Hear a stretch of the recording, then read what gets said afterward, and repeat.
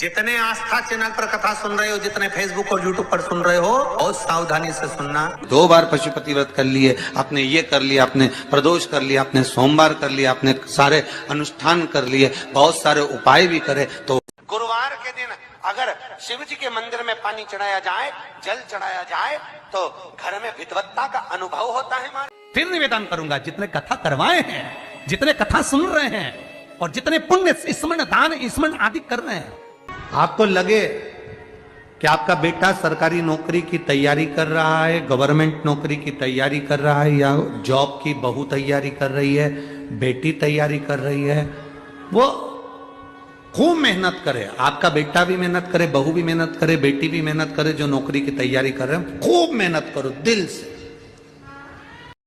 जिस घर में रुपया आ रहा है, जा रहा है, 1 रुपए कमा रहे हो, 100 रुपए खर्च हो रहा है, घर में पैसा नहीं दिख रहा, तो महाराज शिव महापुराण की कथा कहती है, काले कलर की तिल को लेकर उसके साथ में थोड़ा सा चावल, तीनों को एक कटोरी में रख लो, तीनों को दरवाजे के नजदीक में। जब दरवाजे से अपन बाहर निकलते हैं तो उल्टे भाग में उसको रख दिया जाए। घर से 1 लोटा पानी जिसमें कच्चा दूध मिला हो, वो कटोरी शनिवार के दिन रखकर रविवार को उठाकर ले जाकर कलश नीचे रखकर सीधे हाथ में कटोरी रखकर शंकर जी को समर्पित कर दो।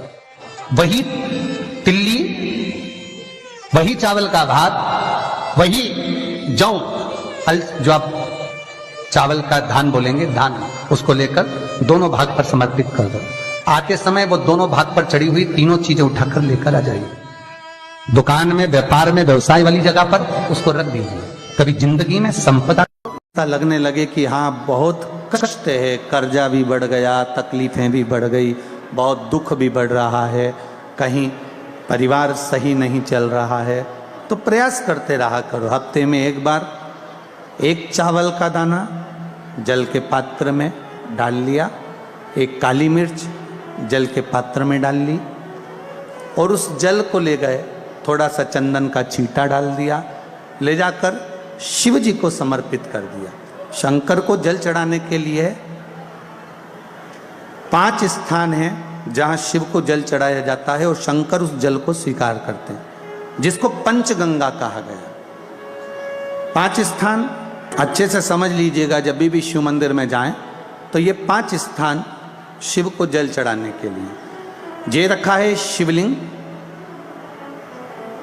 गोल जलाधारी, ये चरण जहां से पानी नीचे की ओर जाता है। शंकर भगवान के 13 बच्चे हैं, 13 की 13 बच्चे, शिव जी का संपूर्ण परिवार, 33 कोटि देवता, 64 योगनियां, सब शिवलिंग के आसपास में। आप शंकर जी के मंदिर में जाकर ये कभी ना विचार करना कि पार्वती जी को ढूंढना पड़ेगा, या गणेश जी को ढूंढना पड़ेगा, या कार्तिकेय जी को ढूंढना पड़ेगा, या भैरव को ढूंढना पड़ेगा। हमें शंकर के मंदिर में जाकर किसी देवता को ढूंढने की जरूरत नहीं है। जहां शंकर भगवान का शिवलिंग रखा हुआ है वो माता जी का हस्तकमल है, माता पार्वती जी का स्थान है। जहां शिवलिंग रखा है वो शंकर भगवान है।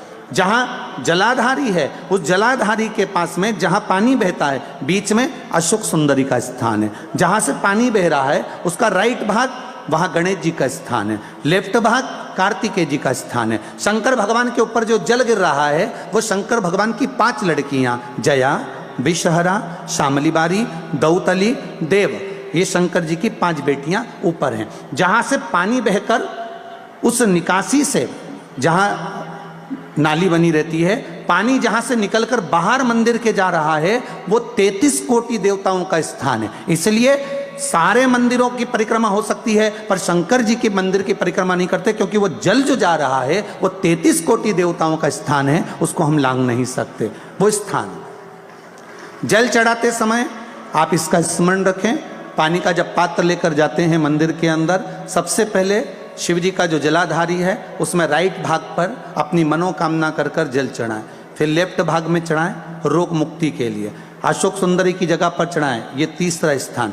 4था स्थान माता पार्वती जी का जो कटी भाग है, जहां पर शिवलिंग रखा हुआ है, उस भाग पर जल चढ़ाएं, 4था भाग। 5वां भाग शंकर जी के ऊपर चढ़ाएं। ये 5 जगह पर जल क्रम वाइज चढ़ाएं। आप लोग जाते हो डायरेक्ट जाकर शंकर जी पे जल उंडेल कर आ जाते हो, सीधे गए और शिव जी पे जाकर आपने जल चढ़ा दिया। हमारे यहाँ शास्त्र कहता है जैसे अपन देवताओं की पूजन करते हैं तो पंडित जी सबसे पहले पूजन किसकी कराते हैं? जम के बोलो जरा, गणेश जी की। गणेश जी के बाद पूजन कराते कराते कराते कराते कराते कराते आगे के सारे देवता कराते कराते कराते कराते फिर मूल पूजन पर पहुंचते हैं। आप डायरेक्ट मूल पूजन पे पहुंच जाते हो। और सरल भाषा में समझ लो, जितनी सरल भाषा में समझोगे ना उतना अपने जीवन में उतर जाएगा। शिव मंदिर में पहुंचने के बाद पहला गणेश स्थान, कार्तिकेय स्थान, अशोक सुंदरी का स्थान। अशोक सुंदरी के स्थान पर जल क्यों चढ़ाया जाता है? क्योंकि भगवान शंकर की सबसे छोटी लड़की जो है वो अशोक सुंदरी है।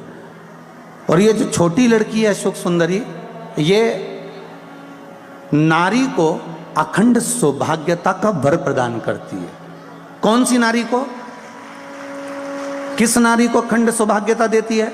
तो महाराज शास्त्र कहता है जिस नारी के भाग्य में लिखा होता है कि इसको वैधव्य होना है, इसके पति को समाप्त होना है, अगर वो नारी अशोक सुंदरी वाली जगह पर जल चढ़ा देती है तो पति पर अगर काल भी मंडरा रहा होता है तो मां अशोक सुंदरी महाकाल से कहकर काल को टाल देती है। वो अशोक सुंदरी का स्थान,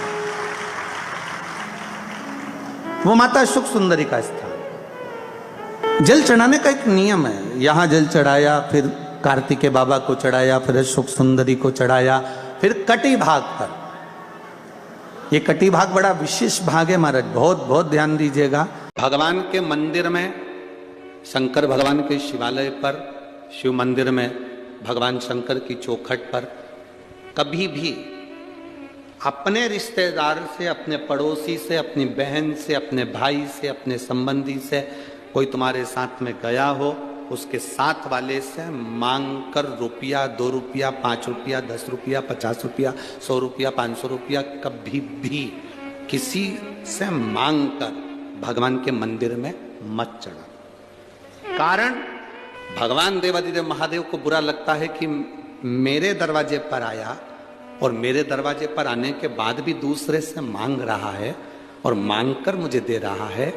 अगर तुम मुझसे मांगता ये तो 10 और 50 देता, तुम मुझसे मांगता तो जिंदगी भर का।